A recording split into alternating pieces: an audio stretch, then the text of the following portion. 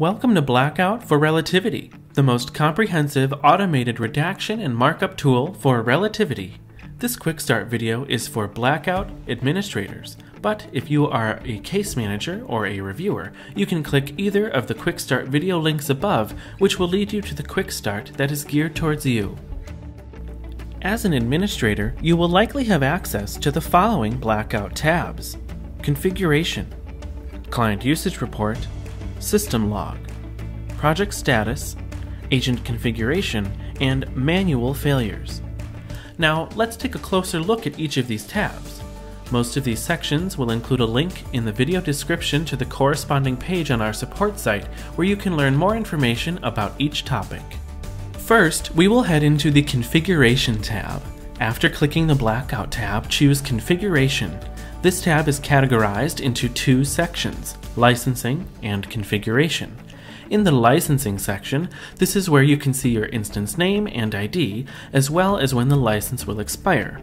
From this section, you may also generate a new license request or apply a new license key, and occasionally, you may be asked to export metrics manually.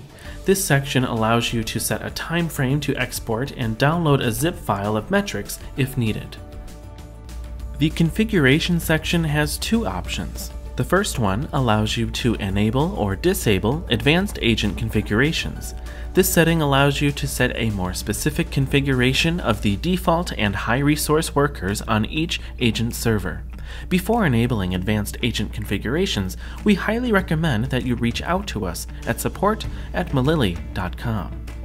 The other section enables you to enter email addresses to be notified if markup failures occur. We recommend using a distribution list here, but this can be a number of emails separated by semicolons. Next, let's take a brief look at the Client Usage Report tab. Sometimes, usage data may need to be reviewed for billing or usage tracking. The Client Usage Report provides details for each client, matter, and workspace with Blackout usage. The report processes metrics for the date range selected using the same logic that is used for billing. After an email is entered and a date range is selected, this report will be delivered to you through email. This means that the Relativity SMTP settings must be enabled and set up to receive this report. Next up is the System Log tab. The logs in this tab are great when troubleshooting any issues you run into. Occasionally, we may ask you to export these logs to help us troubleshoot any issues that you encounter. Exporting these logs is simple, but does require Relativity administrative privileges. Simply navigate to the System Log subtab, filter the system log if needed or asked to do so by our teams, and then click Export Logs and select either the top 100 or top 1000 for export. A CSV will then be downloaded that you can share.